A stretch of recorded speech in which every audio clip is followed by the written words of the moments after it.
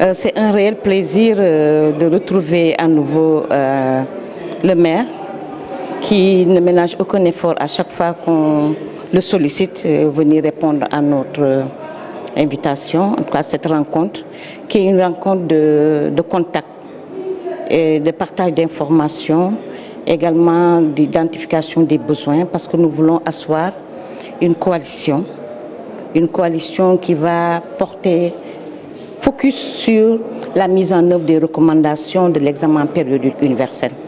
Ça veut dire quoi? Ça veut dire que l'État a souscrit à des conventions, a ratifié des conventions et il présente des rapports sur la mise en œuvre de ces conventions. Il s'agit ici des droits humains et en 2018, l'État avait présenté son 3e rapport sur les droits humains. Et il est question de mettre en œuvre des recommandations qui ont été formulées par le Conseil des droits de l'homme. Alors, nous avons pris une initiative, la RADDHO, la CONAF, Article 19 et la Ligue sénégalaise des droits de l'homme, pour asseoir une coalition et vulgariser les recommandations de l'EPU. C'est ça la quintessence de notre présence ici.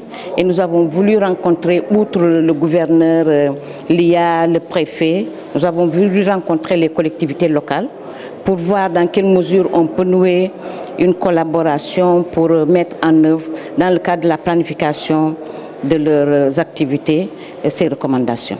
Oui, toutes ces questions-là sont vraiment du domaine des droits humains. Les enfants ont leur place, la petite enfance a y compris à sa place, parce qu'on parle de droits humains. Et qui dit droits humains ne laisse aucune composante, aucune couche en rade.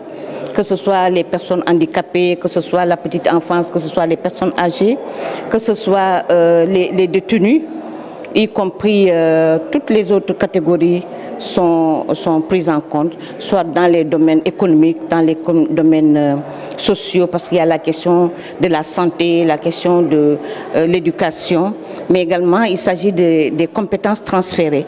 Et c'est ça vraiment l'objet de notre présence auprès de Monsieur le maire.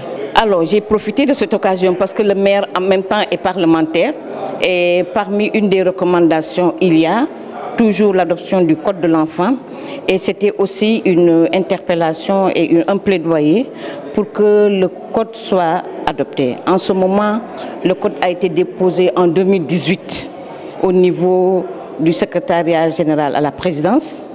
Aujourd'hui, le Code est quelque part, alors que ça doit quitter là-bas et aller au niveau de l'Assemblée nationale pour être voté.